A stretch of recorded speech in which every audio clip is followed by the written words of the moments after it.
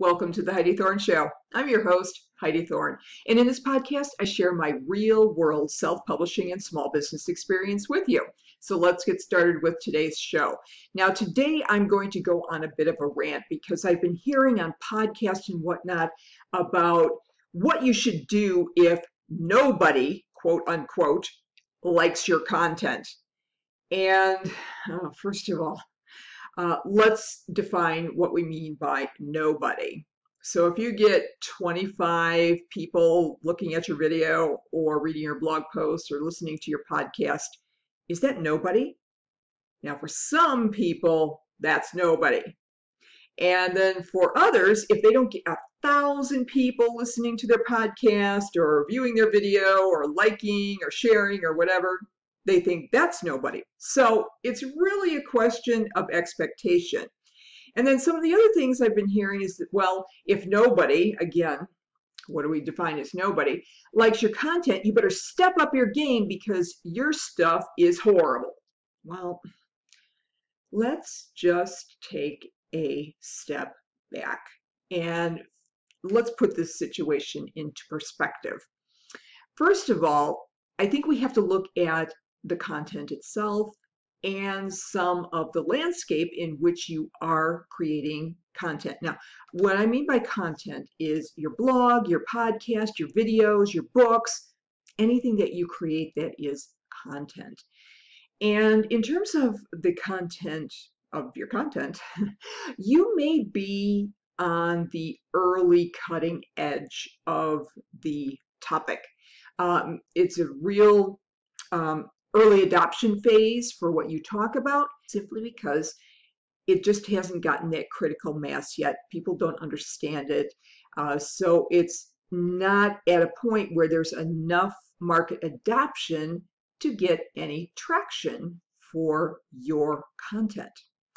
Now, in a similar vein, and this one is a more long-term issue, is that your niche market that you may be talking about may be way too small. Now, they always say there's riches in the niches, and I kind of agree with that, but there is the point where your niche market may be just way too small to gain any critical mass. You might have a small, committed, loyal following, and that's going to be fine, but you have to decide if you're fine with that. Now, the other couple of things we're going to talk about are related to the environment in which you are creating content. And the first one is information overload. Now, I am still hearing everywhere I go. I don't care if it's a networking thing. I don't care if it's a podcast or whatever. And the content suggestion is that you better get people on your email list. And I totally agree. However, since I've been doing email marketing since 2005, I've seen how this whole adoption curve is going and how the market is responding to it. So early on, people were opening their emails. Now they're not. And in fact, if you say, they say, well, oh, had to have a really, really good opt-in incentive. Okay, yeah, I agree with that in theory, but how many opt-in incentives do people want? Do they want, free reports till they can't read them anymore? And I know I do content, I create content, I consume content, but there's a point, and I love so many content creators that I am not going to opt into their email, not because I don't love them or hate what they create. I just can't consume any more via email. So I may consume them in another way. And so information overload is absolutely real. And now, we've got people talking about, chatbots and all those kinds of things. And I'm like, oh, there's a point where you just can't handle anymore. So we have to be cognizant of that situation happening with people, and that will affect your concept of nobody liking your content. Now, the other thing on a related note is just the massive competition that you have on the internet. Now, we have to remember that the internet is additive, meaning that all the content that's being created today, and there's millions and millions of blogs being created every single day, not only just starting the blog, but blog posts and social media posts and videos. It's overwhelming. Again, the information overload, but all of that content that's being created today, that's being added to everything that's been already posted on the internet. So the level of competition is ridiculous. Now, when I started looking into SEO and started learning more about it and all of that, and years and years ago, this is probably, I'm thinking, between 10 and 15 years ago, some of the content suggestions then were, well, if you see a topic that has a couple 100,000 entries on a search in a search engine, it's probably a good one. Today, if you only have a couple 100,000 entries for a certain topic, it's probably a very slow or low traction topic. So again, the internet is additive, and you have enormous competition from the past and from that's being created today. Now, the other thing is that certain types of content have a slow adoption curve. Now, we're not just talking about the topic itself, we're talking about the way people consume it. And I think the most obvious of this is podcasts. They are a slow grow, and there's a lot of reasons for that. First of all, people have to have an app or something on their phone to usually listen to it. Some of them may be listening to it on the web. That's fine, but it's longer form content, and it's audio, and they have to do something to actually listen to the podcast. So it takes more effort on their part. So in response, they have a lot slower and lower traction than blog posts do, which have a lot of SEO friendliness. Same thing with video. It has a lot of SEO friendliness, especially on YouTube, where you can tag things and put in descriptions and things.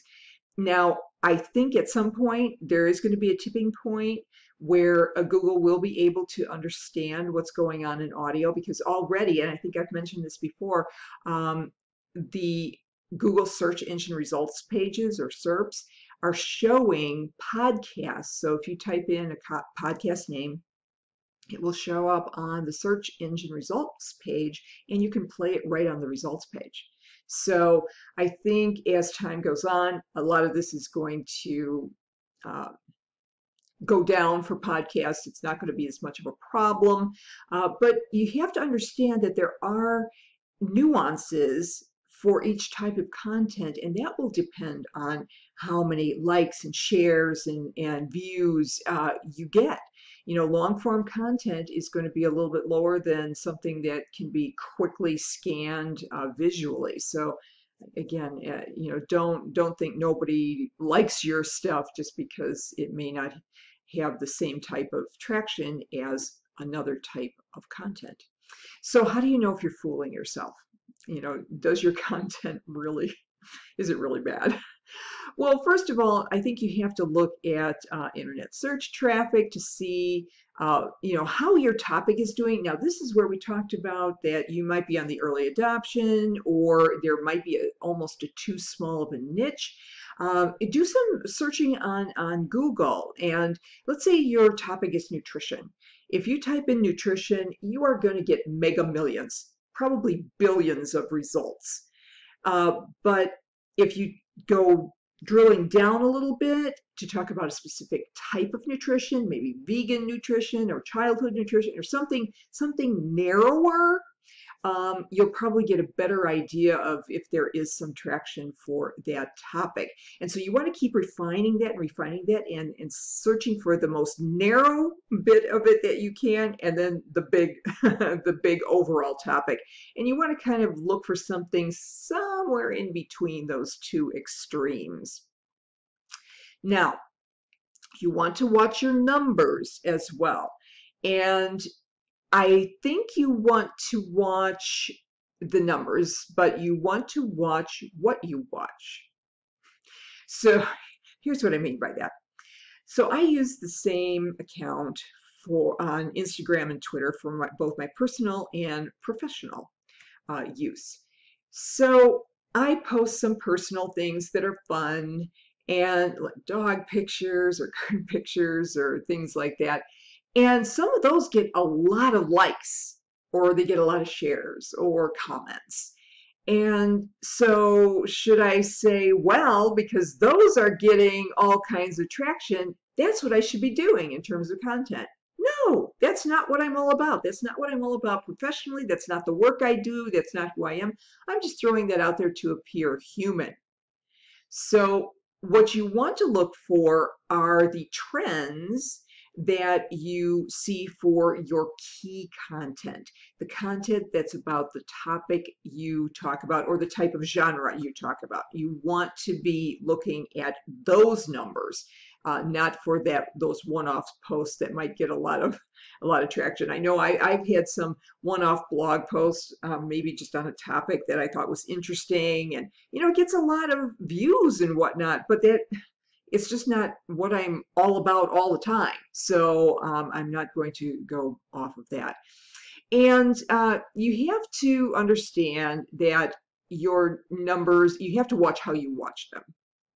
So like I said, for like podcasts and things, it's going to be a long, slow crawl towards a market adoption for your topic and for your fans. So you want to look for trends for each type of content. You don't want to mix them all up and say, oh, like compare your blog post to the traction you're getting on your podcast. You just can't compare the two.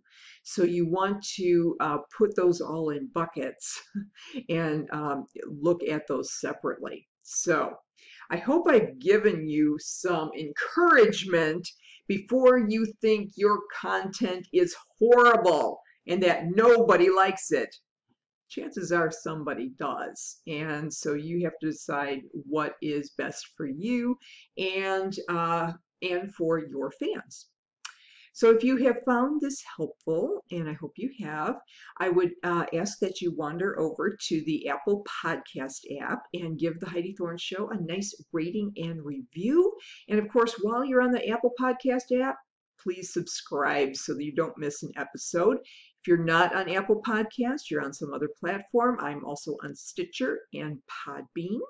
And the video podcast of this is on YouTube. You just have to subscribe to my YouTube channel. And I'm also on your Alexa. You just have to go to my show, which is through the AnyPod skill. Now, if you want to check out my books, they are available on Amazon.com. You just have to put in my name, Heidi Thorne, and go to my author page, and you'll see all the official editions and all the formats that I do offer for all of my books. I would also appreciate it if you would share my work and this podcast with your author friends on social media.